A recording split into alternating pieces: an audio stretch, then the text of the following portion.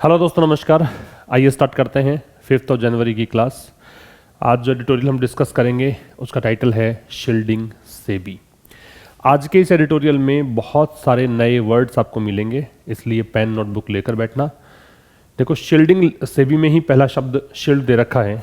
Shield जब क्रिया के रूप में होता है, वैसे शील्ड का मतलब कवच होता है, और शील्ड जब क्रिया है तो इसको हम बोलेंगे प्रोटेक्ट, या फिर इसे हम कहेंगे सेफ गार्ड। ठीक है। सेबी है वो एक रेगुलेटरी एक संस्था है। ठीक है। मार्केट पर जो रेगुलेशन बनाती है मार्केट के लिए, वो सेबी संस्था है। Security exchange board of India इसका फुल फॉर्म होता है। तो शील्डिंग सेबी जो है, सेबी को सुरक्षा देना। ठीक है। सुप्रीम कोर्ट के डिसीजन ने सेबी को सुरक्षित रखा है, ये कहना चाह रहा है। किसको लेकर लिखा गया है? Supreme court ruling. रूलिंग का मतलब लिखिए, इसका एक मतलब होता है जजमेंट, इसे हम डिसीजन भी कह सकते हैं, इसे हम वर्डिक्ट भी कह सकते हैं। ठीक है। डिक्री भी कह सकते हैं। तो ये सब मतलब होते हैं किसके? रूलिंग के। और सेबी प्रोब, प्रोब का मतलब होता है जांच। तो इसे इंग्लिश में कहेंगे इन्वेस्टिगेशन,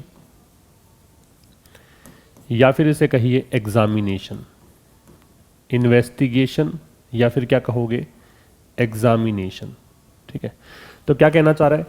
शील्डिंग सेबी का मतलब हो गया सेबी को सुरक्षा। किसको लेकर है? सुप्रीम कोर्ट के डिसीजन को लेकर, और सेबी की जो जांच है उसको लेकर एडिटोरियल लिखा गया है। अब थोड़ा सा इसके नीचे देखेंगे आप, तो क्या कहना चाह रहा है? SC should have pushed it to do more while not reviewing policy actions. क्या कहना चाह रहा है? SC supreme court should have pushed. देखिए, शुड लगाते हो तो उसका मतलब होता है कोई भी काम करना चाहिए, और शुड हैव के साथ थर्ड फॉर्म लगाते हो तो उसका मतलब है कोई भी काम करना चाहिए था।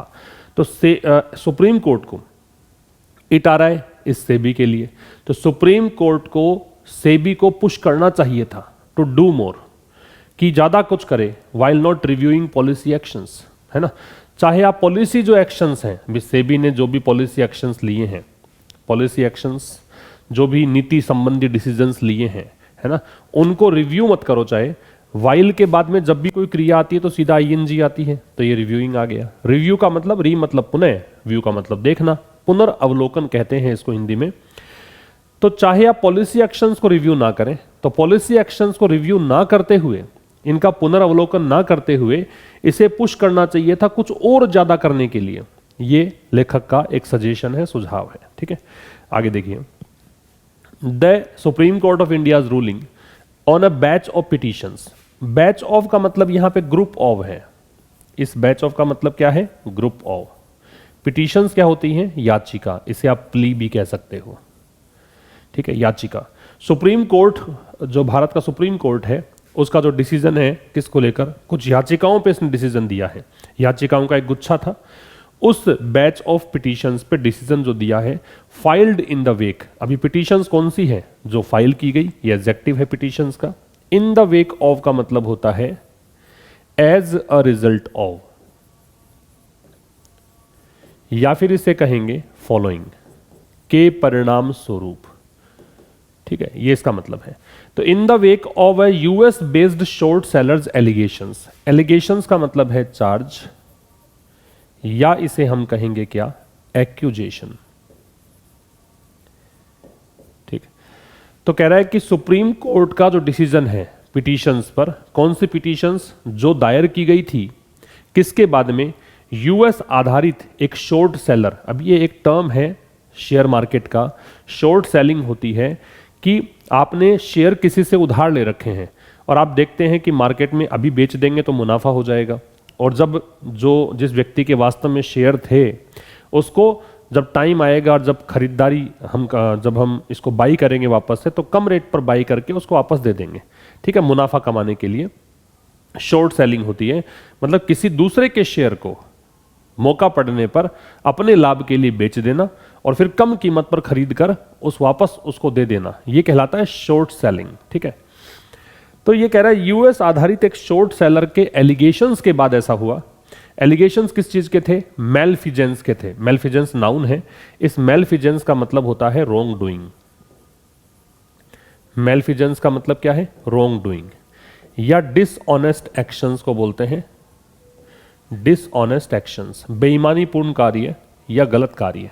तो इसने आरोप लगाया था कि कुछ गलत हुआ है, इंक्लूडिंग प्रेपोजिशन है, इसका मतलब इस समेत। स्टॉक प्राइस मैनिपुलेशन, जिसमें स्टॉक प्राइस का मैनिपुलेशन भी किया गया। मैनिपुलेशन का मतलब खुद के फायदे के लिए किसी युक्ति कौशल का इस्तेमाल करना, ठीक है। At the Adani group of companies, Adani group of companies में ऐसा हुआ था।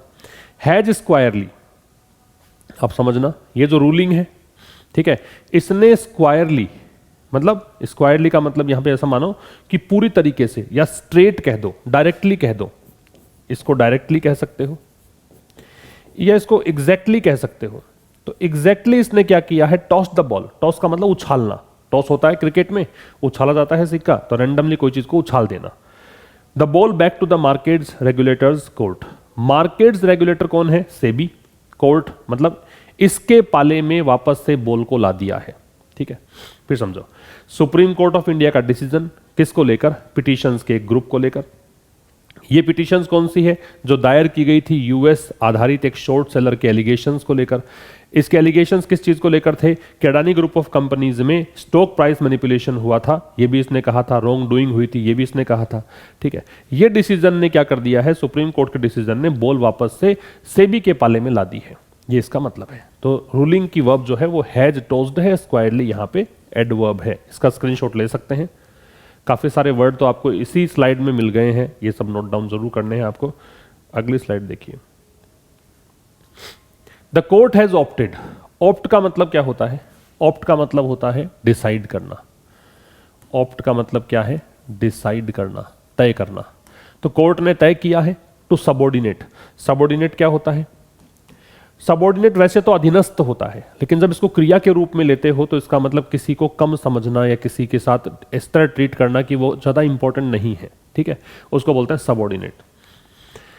तो कोर्ट ने तय किया है कि जो पिटिशनर्स एंट्रिटीज हैं, एंट्रिटी का मतलब होता है प्ली, याचिका, पिटिशन, कि जो भी याचिकाकर्ताओं की याचिकाएं हैं, ठीक है, उन याचिकाओं को इसने थोड़ा सा कम करके आंका है, इनको ज्यादा इंपॉर्टेंस नहीं दी।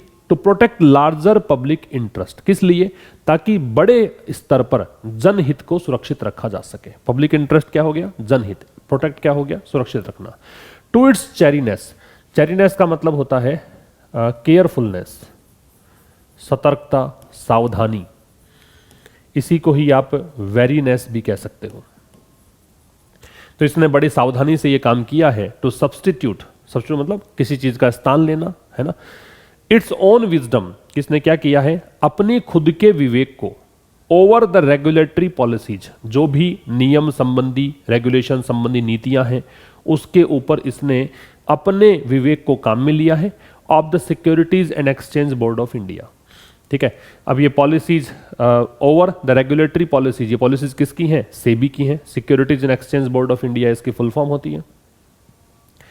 तो क्या कह रहा है कोर्ट ने, कोर्ट की वर्ब है हैज ऑप्टेड, ये कोर्ट कौन हो गया, सुप्रीम कोर्ट हो गया। इसकी वर्ब हैज ऑप्टेड है, ये प्रेजेंट परफेक्ट है। तो कोर्ट ने यहां पे चुनाव किया है इस चीज का कि इसने याचिकाओं की जो याचिकाएं थी, जो याचिकाकर्ताओं की याचिकाएं थी, उनको इसने थोड़ा सा कम इंपॉर्टेंस दी है। किस लिए, ताकि जनहित को सुरक्षित रखा जा सके, ठीक है। और इसने पूरी बुद्धि का, पूरी सतर्कता से, सावधानी से क्या किया है, अपने विवेक को ऊपर रखा है इसकी नीतियों की बजाय, है ना। इनकी जो नीतियां थी उसके ऊपर अपने विवेक को इसने काम में लिया है, ये इसका मतलब है। स्क्रीनशॉट ले सकते हैं। फिर कह रहा है इन इट्स 46 पेज ऑर्डर, ये इट्स आ रहा है सुप्रीम कोर्ट के लिए पजेसिव एडजेक्टिव। देखो याद रखना, ये जो इट्स होता है ना, इसको तो बोलते हैं हम इट इज, और ये जो इट्स है ये है पजेसिव एडजेक्टिव। तो अपने 46 पेज के ऑर्डर में सुप्रीम कोर्ट ने जो डिसीजन दिया है ना, वो उसमें जो आदेश दिया है वो 46 पेज का एक आदेश है। उसमें जो बेंच है, जो पीठ सुनवाई कर रही थी इस केस की, हेडेड बाई, अब हेडेड बाई से पहले वाला जो शब्द होता है वो सब्जेक्ट होता है। अब इसको हेड किसने किया, chief justice of India DY Chandrachud ने। अब ये बेंच की वर्ब यहां पे इज है, ये क्या है, एम्फेटिक है। एम्फेटिक क्या होता है, एम्फेटिक का मतलब है जो एकदम से फर्म हो, दृढ़ हो या पॉजिटिव हो। तो इस बेंच ने जो कि हेड की गई DY चंद्रचूड़ जो चीफ जस्टिस ऑफ इंडिया है, इसके द्वारा हेड की गई बेंच जो है वो इम्फेटिक है, बड़ा ही पॉजिटिव है, बहुत ही दृढ़ है। किस चीज को लेकर? इन ऑब्जर्विंग, इस चीज को नोटिस करने को लेकर। इनके बाद ING लगेगा, प्रेपोजिशन है। इस ऑब्जर्व का मतलब होता है नोटिस करना। That SEBI has prima facie conducted. Prime facie जो होता है ना, इस ये एडजेक्टिव और एडवर्ब दोनों होते हैं। यहां पे फिलहाल ये एडवर्ब है क्योंकि आगे वर्ब दे रखी है आपको कंडक्टेड, और कंडक्टेड की विशेषता बता रहा है, तो ये एडवर्ब हुआ। और प्राइम फेसी का मतलब होता है एट फर्स्ट साइट, या ऊपरी तौर पर देखने पर, प्रथम दृष्टया जिसको हम कह सकते हैं। तो इसने ये ऑब्जर्व किया है कि भी जो सेबी है वो प्रथम दृष्टया कंडक्टेड ए कॉम्प्रिहेंसिव इन्वेस्टिगेशन। इसने जो जांच की थी ना वो बड़ी ही कॉम्प्रिहेंसिव थी। कॉम्प्रिहेंसिव का मतलब होता है विस्तृत या संपूर्ण। इसने हर एक एंगल को ध्यान में रख के जांच की थी। दैट इंस्पायर्स कॉन्फिडेंस, जो विश्वास जगाती है। दैट आ रहा है इस इन्वेस्टिगेशन के लिए, इसकी वर्ब है इंस्पायर्स, कॉन्फिडेंस विश्वास, ठीक है, जो विश्वास जगाती है, ये वर्ब है, ये नाउन है। एंड दैट द फैक्ट्स, और साथ में ये भी ऑब्जर्व किया है, the facts of this case do not warrant. Warrant का मतलब होता है मेक नेसेसरी, आवश्यक बना देना, या फिर मांग करना, कॉल फॉर भी कह सकते हो, ठीक है। और जो फैक्ट्स हैं इस केस के, वो फैक्ट्स की वर्ब है डू नॉट वारंट। इस केस के जो फैक्ट्स हैं वो ये डिमांड नहीं करते हैं कि इन्वेस्टिगेशन को ट्रांसफर कर दो, कि इन्वेस्टिगेशन सेबी के हाथ से लेकर किसी और को दे दी जाए, ऐसी डिमांड नहीं है इस केस के जो फैक्ट्स हैं उससे, ठीक है। From SEBI given that, given that का मतलब है इस चीज को देखते हुए, इस चीज को कंसीडर करते हुए, इस चीज को कंसीडर करते हुए कि prima facie no deliberate inaction, ठीक है। तो डेलिबरेट का मतलब होता है क्या? डेलिबरेट का मतलब होता है इंटेंशनल, इंटेंशनल, जानबूझकर। इनएक्शन का निष्क्रियता, इनएडिक्वेसी का अपर्याप्तता। एडिक्वेसी होता है वो पर्याप्तता होती है, इनएडिक्वेसी होता है वो अपर्याप्तता। कि साथ में ये भी देखते हुए कि प्रथम दृष्टया कोई भी ऐसा निष्क्रियता या अपर्याप्तता देखने को नहीं मिली जो जानबूझकर की गई हो, है ना। वॉज फाउंड, अब ये इसकी वर्ब है, वॉज फाउंड पैसिव वॉइस है, फाइंड की थर्ड फॉर्म है found. In the regulators conduct, regulator कौन हो गया? सेबी। कंडक्ट मतलब जो भी इसने काम किया है वो, ऑफ इट्स प्रॉब, जो भी इसकी जांच में जो भी इसका कंडक्ट रहा है उसमें कुछ भी ऐसा देखने को मिला नहीं है। फिर समझना, अपने 46 पेज के ऑर्डर में जो बेंच हेड की गई chief justice of India DY Chandrachud के द्वारा, उस बेंच, वो बेंच जो है वो इम्फेटिक है, वो बहुत ही फर्म है, वो बहुत पॉजिटिव है इस चीज को नोटिस करने को लेकर कि सेबी जो है उसने प्रथम दृष्टया एक ऐसी जांच की है जो कॉम्प्रिहेंसिव है, एग्जॉस्टिव है, सभी मामलों को ध्यान में रख के जांच की है और जो विश्वास जगाती है, ठीक है। और साथ में यह कहा है कि जो इस केस के फैक्ट्स हैं, है ना, वो इस इन्वेस्टिगेशन को सेबी के हाथ से लेकर किसी और तक देना, मतलब सेबी के हाथ से इन्वेस्टिगेशन हटा के किसी और को इन्वेस्टिगेशन दे देने की, और ये इसकी कोई आवश्यकता नहीं है, ये फैक्ट्स बताते हैं ऐसा। क्या देखते हुए? क्योंकि यहां पर कुछ ऐसी निष्क्रियता या अपर्याप्तता देखने को नहीं मिली है जो कि प्रथम दृष्टया ऐसा लगे कि जानबूझकर किया गया हो, ठीक है, इसके कंडक्ट में, इसकी प्रॉब में, ठीक है। ये इसका मतलब हुआ, इसका स्क्रीनशॉट लीजिए आप। स्ट्राइकिंगली, स्ट्राइकिंगली का मतलब होता है क्लियरली, ऑब्वियसली, स्पष्ट रूप से, एडवर्ब है। स्पष्ट रूप से the bench has completely skirted. Skirt का मतलब होता है इवेड करना या अवॉइड करना। तो ये बड़ी स्पष्ट सी बात है कि बेंच जो है, इस बेंच की वर्ब है हैज स्कर्टेड, इसने पूरी तरीके से बचाव किया है द फंडामेंटल क्वेश्चंस, जो मौलिक प्रश्न है किसके? That the court appointed expert committee की, कोर्ट के द्वारा नियुक्त की गई जो एक्सपर्ट की कमेटी थी, इन इट्स मई 2023 रिपोर्ट, इस कमेटी ने अपनी मई 2023 की रिपोर्ट में हैड ऑप्टेड, इसने डिसाइड किया था। इस कमेटी की वर्ब है, इस कमेटी की वर्ब है हैड ऑप्टेड। इसने ये चुना था to leave as a matter between SEBI and the court, की ये मैटर जो है सेबी और कोर्ट के बीच का है। The determination of possible violations, अब ये क्या मैटर की डिटर्मिनेशन, ये तय करना कि संभवतया कोई उल्लंघन हुआ है। वायलेशंस का मतलब होता है ब्रीच, इन्फ्रिंजमेंट, उल्लंघन, नियमों को तोड़ना। पर्टेन का मतलब होता है रिलेट, किसके संबंध में? मिनिमम पब्लिक शेयर होल्डिंग के संबंध में, एंड रिलेटेड पार्टी ट्रांजैक्शन, संबंधित पार्टी के लेन देन में। फिर समझना स्पष्ट रूप से, थोड़ा देखो ये फाइनेंशियल आर्टिकल है, थोड़ी लैंग्वेज अलग है, थोड़ा समझने में टाइम भी लग सकता है, लेकिन अगर आप काफ़ी लंबे समय से चैनल पर बने हुए हैं और पहले से सेशंस देख रहे हैं तो आपको बहुत आसान लगेगा इस प्रकार का आर्टिकल। तो स्पष्ट रूप से बेंच ने बड़े कंप्लीट तरीके से बचाव किया है या बचा है कोर्ट, किससे? मौलिक प्रश्नों का जवाब देने से। मौलिक प्रश्न की जो कोर्ट के द्वारा नियुक्त एक्सपर्ट की कमेटी है, उसने मई 2023 की रिपोर्ट में ये चीज डिसाइड की थी कि ये मैटर जो है वो सेबी और कोर्ट के बीच में छोड़ दिया जाएगा। बिटवीन के साथ में एंड लगता है, ध्यान रखिए इस बात को। अब ये मैटर क्या था वो डैश लगा के बताया, हाइफन लगा के बताया कि ये तय करना कि क्या कोई संभवतया कोई वायलेशन हुआ है, ये मैटर है ना? किसके संबंध में? मिनिमम पब्लिक शेयर होल्डिंग के संबंध में, न्यूनतम जो एक पब्लिक शेयर होल्डिंग होती है ना, उसके संबंध में और संबंधित पार्टी के ट्रांजैक्शंस में। ये मामला जो है वो इन दोनों के बीच का रहेगा, है ना? इस प्रकार के मौलिक जो क्वेश्चंस थे उससे इस बेंच ने अपने आप को पूरी तरह से क्या किया? स्कर्ट किया है, इवेड किया है, अवॉइड किया है, बचाव किया है। इसका स्क्रीनशॉट लीजिए। Next, the bench has instead seized upon. Seize upon का मतलब ऐसा मानो अवसर का लाभ उठाना होता है ना? टेक मतलब एडवांटेज कह सकते हो आप, अवसर का लाभ उठाना, इसका मतलब है टेक एडवांटेज, अवसर का लाभ उठाना। इंस्टीड का मतलब होता है के बजाय। कुछ स्टूडेंट्स को ऐसी आदत है कि इंस्टीड देखते ही ऑव लगेगा, रटा रटाए काम नहीं करना है। प्रेपोजिशन तब लगाना है जब आगे ऑब्जेक्ट होता है। चूंकि आगे ऑब्जेक्ट तो है नहीं, आगे तो वर्ब दे रखी है, इसलिए यहां पे इंस्टीड के साथ में ऑव नहीं है। तो इसकी बजाय बेंच ने क्या किया है? जो भी प्रेयर्स, जो भी याचिकाएं, अर्जिंग द कोर्ट, अर्ज मतलब रिक्वेस्ट करना, जो याचिकाओं में रिक्वेस्ट की गई थी कोर्ट से, to direct SEBI to revoke, कि सेबी को निर्देशित किया जाए। रिवोक का मतलब होता है एनल या नलीफाई, रद्द करने के लिए, ठीक है। इट्स अमेंडमेंट्स, कि सेबी को ये निर्देशित करो कि जो भी इसके संशोधन है उसको वो रद्द करे, उसको समाप्त करे। To take to the foreign portfolio investors, और ये अमेंडमेंट्स किस में है? तो देखो किस में बदलाव है, इसके लिए टू लगता है। अमेंडमेंट है इस चीज में, इसको ऐसा कैसा पढ़ लो आप, ठीक है, क्योंकि देखो कैपिटल लेटर में दे रखा है, ऐसा कैसा पढ़ लो। वैसे विदेशी जो निवेशक होते हैं ना, उनके जो पोर्टफोलियो संबंधी नियम है उसका मतलब है यहाँ पे एनलिस्टिंग ऑब्लिगेशंस, ऑब्लिगेशंस अनिवार्यताएं होती हैं। लिस्टिंग मतलब जो भी ऑब्लिगेशंस हैं उनको लिस्ट करे, उसको सूचीबद्ध करे। डिस्क्लोजर रिक्वायरमेंट्स मतलब उनको कुछ चीजें ऐसी भी हैं डिस्क्लोज करनी पड़ती हैं, सार्वजनिक करनी पड़ती हैं, वो आवश्यकताएं हैं। तो इसको ऐसा कैसा पढ़िए आप, क्योंकि सारे कैपिटल लेटर्स में दे रखे हैं, ठीक है। तो क्या कह रहा है?